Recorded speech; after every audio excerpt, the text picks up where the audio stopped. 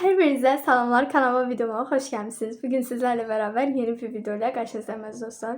Hazırlıklı bir halda videonu atıram. Aslında ben bu videonu, daha doğrusu hazırlanmamışdan qabaq shorts olarak getirdiğimizi çəkəcəydim. Ama 2 günlük bir vlog çəkirəm. Hem alışveriş olabilir. Tersinə də obşu belə yuxarı qaldıranda şey olurdu, yanırdı. Bu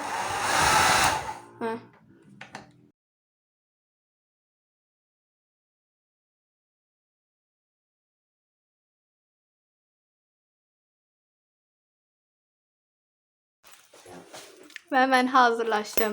Təsəvvür edin 17 dəqiqəlik shorts videosu çəkmişəm. O shorts videosu 17-27 saniyə olacaq. Bunu hər birimiz bilirik. Bir-iki şey aldıq, onları burada göstərmək istəyirəm. Hansı ki, mənim qədimdən qalma bir dənə tuşum var idi. Bu. Sənimə bu Golden Rose'unmuş. Yəni əslində ben bunun ne olduğunu bilirdim. amma o değilmiş. Buradan biraz aydınlanma yaşadım. Artıq qulağımda bunu görəcəksiniz. Çox güman ki 3 il falan. Belə bir parça. İşıq düşəndə daha gözəl görsənir. İndi gedirəm, əynimi dəyişim. Sahtekarlar dizisinə baxacağam. Simitka var. Simitka istəyəcəm. 6 hours later.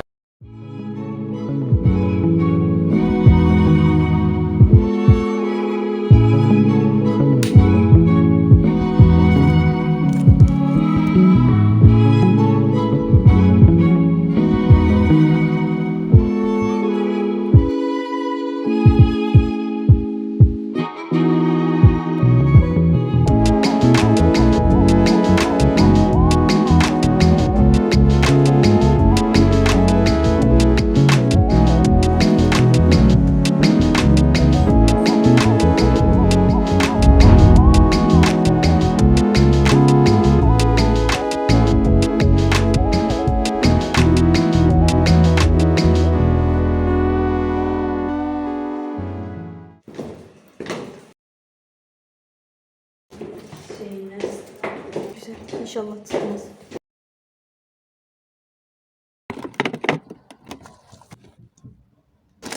Belə kiçiklərdən göstərib. Olan qalanımızı da qırmayaq. Belə tatlış. Zaten balaca olduğu için çok da bir şey, belə deyim də, şey sərf eləməyə ehtiyac yoxdur. Ha, bir de şey de eləmişdim.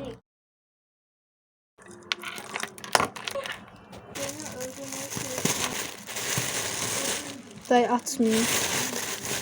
Çok yani tez kurmuşam da. Aynı 22'si falan. Yapacak bir şey yok.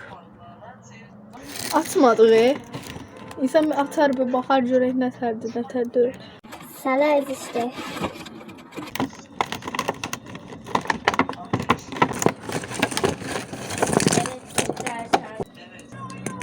Bant var. Keçən il də bant almışdım. Qırmızı bantda. Ya bantdan eləyəcəm. Belə ulduz fason bir şey. Ulduz fason yox, daha doğrusu. Ulduz yerinə qoyacağam. Yaxud da elə qəşəng bir işıqlı ulduz falan. Bakın ne buldum. Bu da ışıklıdır.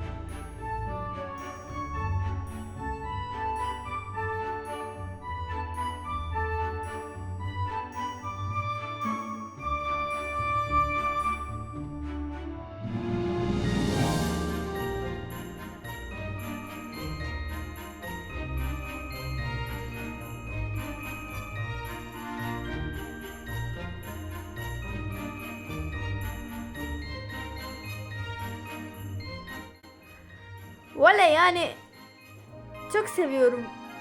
Neyse. Böyle bir heykel. Bu da at.